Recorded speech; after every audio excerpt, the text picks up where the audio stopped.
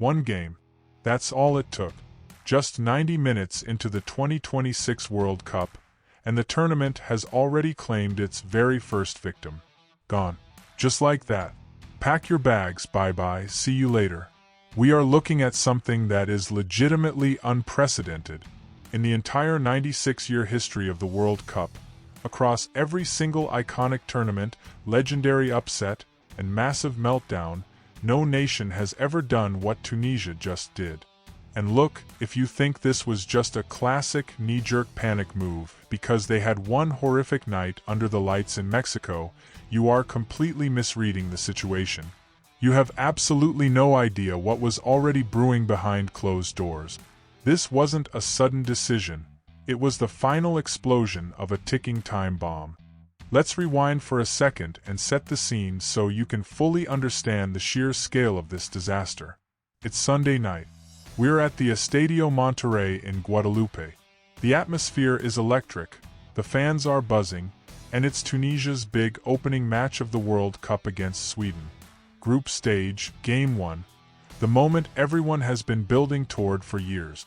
And honestly, calling it a disaster is an understatement. It was an absolute, unmitigated bloodbath. When the final whistle blew, the scoreboard read Sweden 5, Tunisia 1. 5-1. The Swedish attack didn't just beat Tunisia, they sliced through their defensive line like they were playing against ghosts. It was embarrassing. Alexander Isak scored. Victor Gyökeres scored. Matthias Svanberg scored.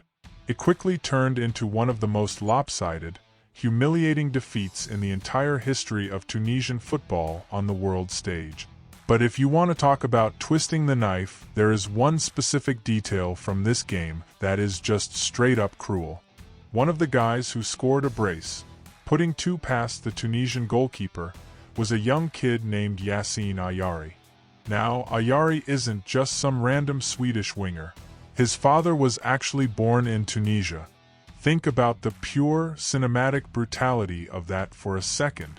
A son of the Tunisian diaspora, playing for Sweden, scores twice to dismantle his own father's homeland on the biggest stage in the universe. You literally could not write a more heartbreaking, devastating script if you tried. After the match, the manager, Sabri Lamouchi, had to walk out there, stand in front of the flashing cameras, and try to explain the unexplainable. He looked completely defeated. He called the performance painful. And I want to give you his exact, direct quote here. He said, "We are shooting ourselves in the foot. We are hurting ourselves." He was trying to talk about the tactical errors on the pitch. But as it turns out, he had absolutely no idea how prophetic those words actually were. Because within 24 hours of making that statement, he was fired. Now let's be real. On the surface, pulling the plug on a manager after exactly one game of a World Cup seems totally insane. It looks like amateur hour.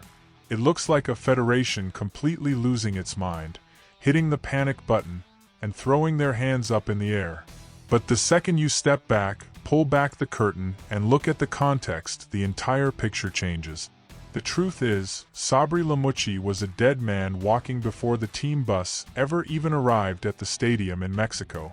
First of all, let's talk about the actual track record. This wasn't some deeply respected tactical genius who just happened to suffer a fluke, bad night at the office. If you look at his entire tenure in charge of Tunisia, the numbers are grim. Lamouchi managed 5 games. Want to guess how many he won? 1. Exactly 1 game out of 5.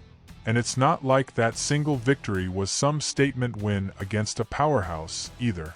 It was a scrappy, uninspired 1-0 win over Haiti. That was the absolute peak of his run. The warm-up matches leading up to this 2026 World Cup weren't just bad. They were an absolute horror show. First, they drop a miserable 1-0 match to Austria. Okay, fine, it's a friendly, you're experimenting. But then came the match that set off every single alarm bell in the country. A 5-0 demolition at the hands of Belgium. Think about the math going into the tournament. 2 massive tune-up games. 0 goals scored. 6 goals conceded. The fans were furious, the media was sharpening their knives, and the heavy rumors that the players were completely miserable and frustrated started right there. But bad tactics and terrible friendly results were only half the problem. The real, fatal issue was that the locker room was completely toxic. It was a house of cards waiting for a gust of wind. And if you were paying close attention during that Sweden game, you could actually see the rebellion happening in real time on your TV screen. Fast forward to the 72nd minute. Tunisia is getting absolutely torn to shreds. Lamouchi decides to make a tactical change and subs off his veteran defender, Yohan Benalouane. Now, usually, when a player gets subbed, they might look disappointed, put their head down, clap for the fans, and sit on the bench. Not Benalouane. He didn't even try to hide his absolute disgust. He walked off the pitch visibly furious, glaring at his own manager, openly disrespecting him on live international television for millions of people to see. When your own veteran players are openly seething at you and rebelling in the middle of a World Cup match, the relationship isn't just strained, it is officially dead and buried. And it gets messy, because if you want to know just how dysfunctional things were behind the scenes, look at the reports coming out of the training camp.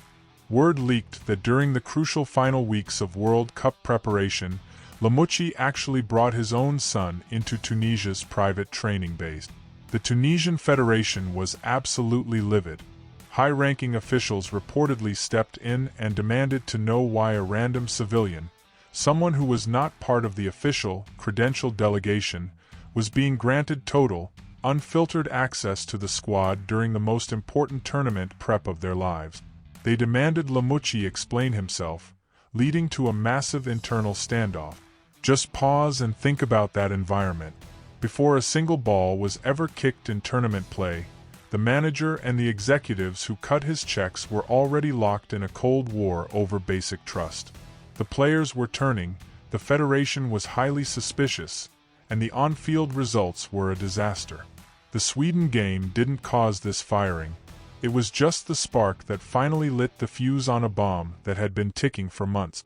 But regardless of the drama, Lamouchi has just booked his ticket straight into the football record books for all the wrong reasons. In the entire, storied history of the FIFA World Cup, no manager has ever been axed after just one single group stage game. Have coaches been fired mid-tournament before? Yeah, absolutely. But never, ever this fast. Let's look at the history. Back in 1998, Tunisia actually did something similar when they fired Henry Kasperczak after a brutal start to their campaign. But even back then, they at least had the patience to give him 2 games before pulling the trigger. That same year, South Korea dumped their manager, Cha Bum-Kwon, but again, they waited for 2 defeats. And sure, we all remember the absolute chaos of 2018, when Spain famously fired Julen Lopetegui just 2 days before the World Cup even kicked off.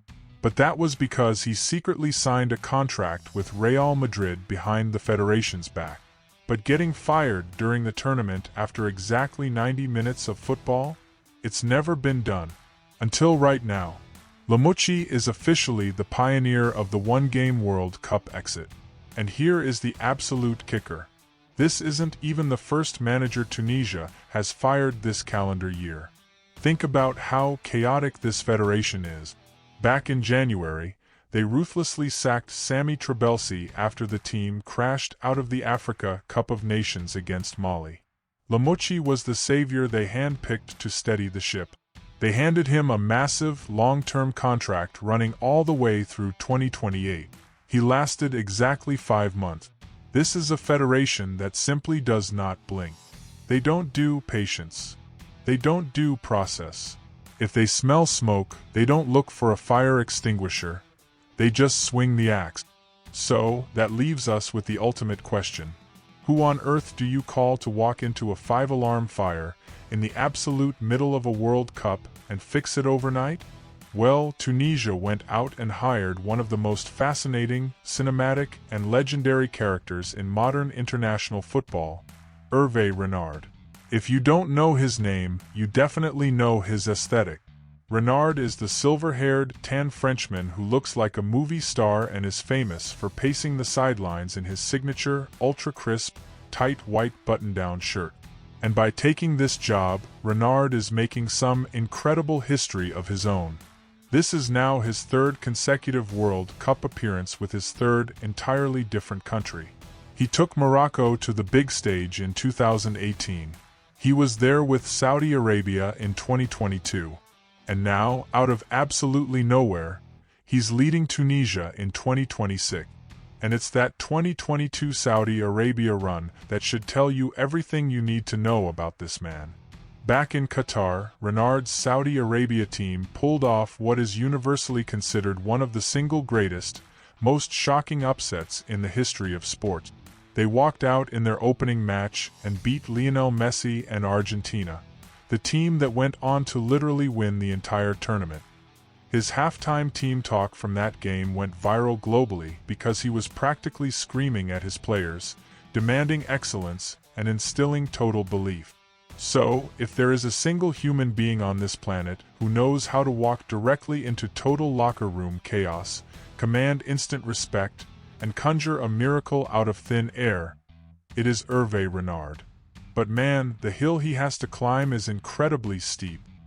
He is flying into Monterrey right now to take over a deeply traumatized, wounded squad with essentially 0 days of actual tactical preparation. The one bit of stability he has is that Wabi Katsri, the iconic former Sunderland player who was serving as Lamouchi's assistant, is staying on board to help Renard navigate the transition. But look at the schedule. Tunisia's group is a total meat grinder. Up next, they have to face a highly disciplined Japan squad, and after that, they have to close things out against the Netherlands. Renard doesn't get a grace period. He doesn't get a couple of weeks to implement his system. He has to stop the bleeding instantly against two of the most dangerous, elite tactical teams in the entire world, all while managing a locker room that is emotionally exhausted and just saw their boss get thrown out the door. Good luck with that.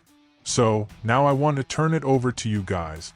Was this a brilliant, ruthless, alpha move by the Tunisian Federation to save their tournament, or did they just completely hit the panic button and sabotage their entire World Cup before it even really got started?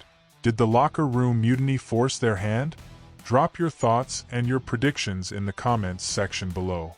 And look, if you love deep dive football drama like this, make sure you hit that subscribe button and turn on notifications.